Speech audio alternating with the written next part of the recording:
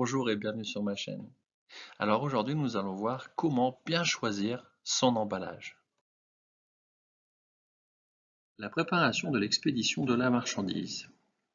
Dès que votre produit risque d'être mélangé à d'autres ou de subir des ruptures de charge lors du transport, son emballage doit être soumis à différents types de contraintes.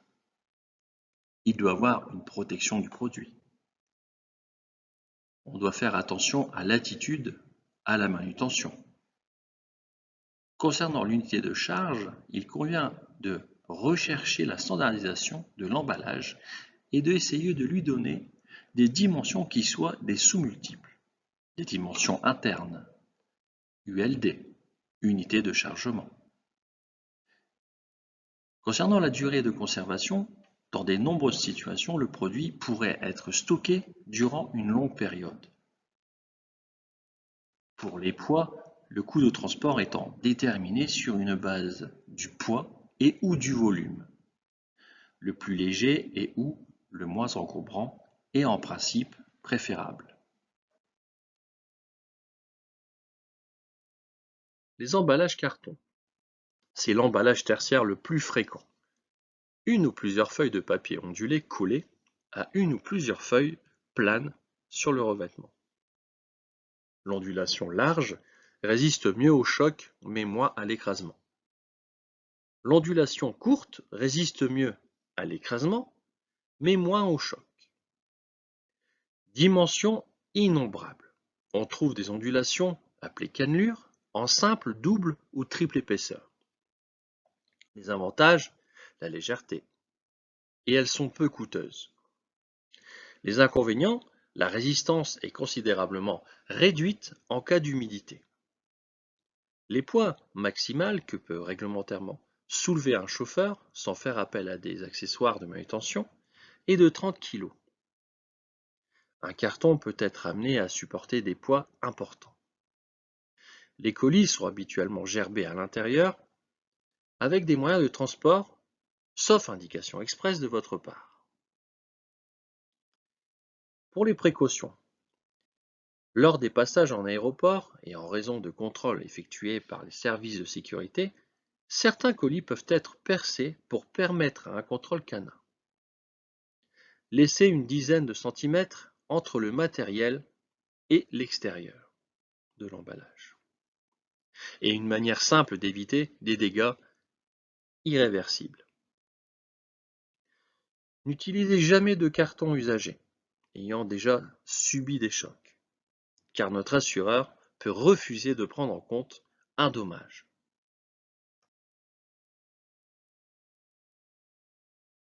Voici les types de cannelures.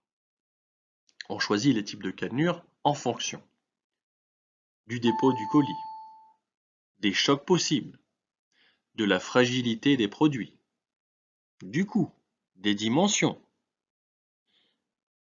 Le triple cannelure se rapproche fortement du bois.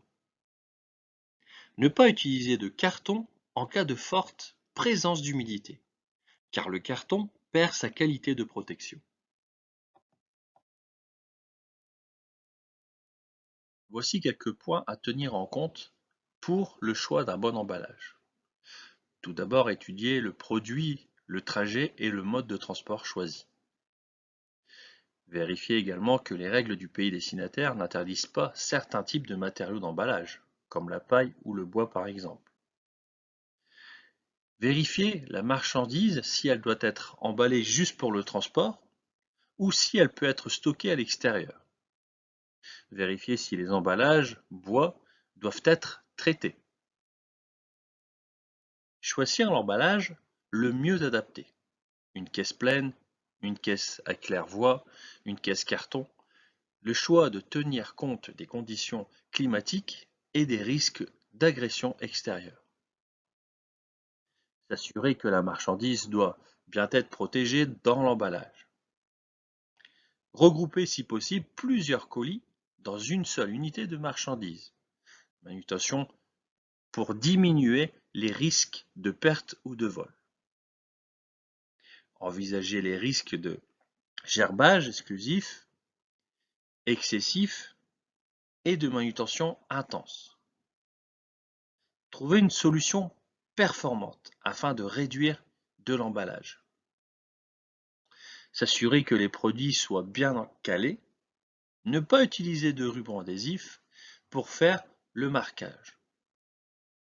Et pour finir, vérifier que les biens à emballer soient bien assurés pour les opérations d'emballage. Pour les matériaux de calage ou rembourrage, ce sont les matériaux utilisés pour caler les produits à l'intérieur de la boîte d'expédition. Lorsque vous insérez un matériel dans un colis, laissez toujours un espace conséquent entre le matériel et la paroi du colis. Calez bien votre matériel dans cet espace.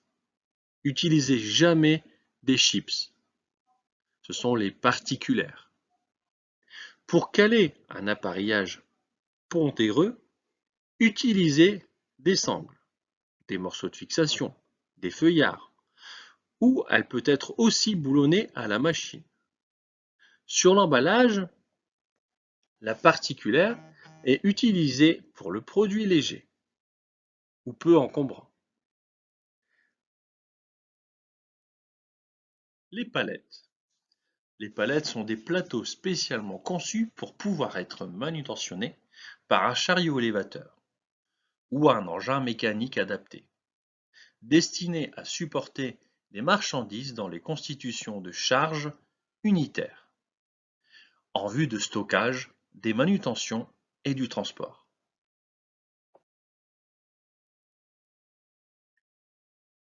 Pourquoi réaliser une palettisation? Cette précaution évite toute manipulation hasardeuse. La palettisation peut être réalisée par un palettiseur ou manuellement. Sur la palettisation, on évitera les charges hétérogènes et les charges avec des bords. On préférera les charges homogènes avec un retrait. Les types de palettes. La palette perdue, facturée à l'acheteur de la marchandise, sont ensuite réutilisées, recyclées ou revendues. Palette en carton destinée aux produits de la grande distribution, sert souvent de présentoir. Les palettes en bois moulé sont composées de particules de bois agglomérées. Les palettes métalliques en aluminium ou en acier ont une capacité importante de 2 tonnes. Elle peut aussi accepter des RIOS pour être convertie en bac.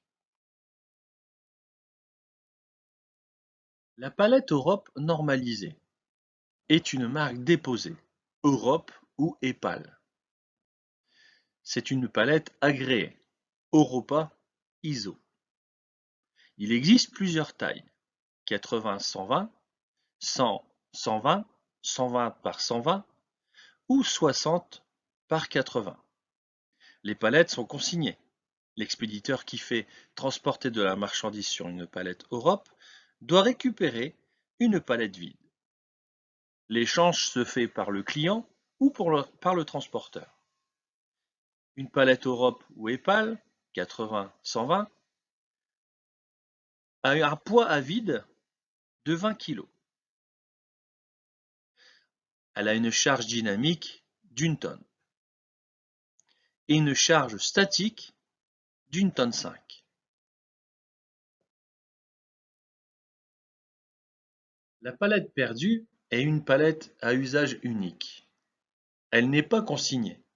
Cette palette ne supporte que des charges légères, environ de 300 à 500 kg maxi.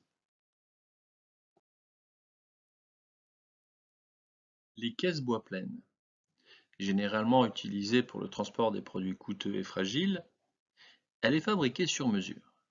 Son usage est généralement unique. La caisse est fabriquée de planches en bois clouées.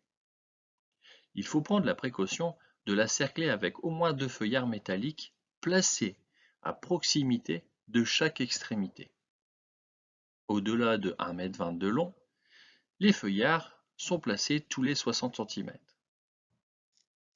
Elle convient bien pour les expéditions outre-mer des produits de poids modéré.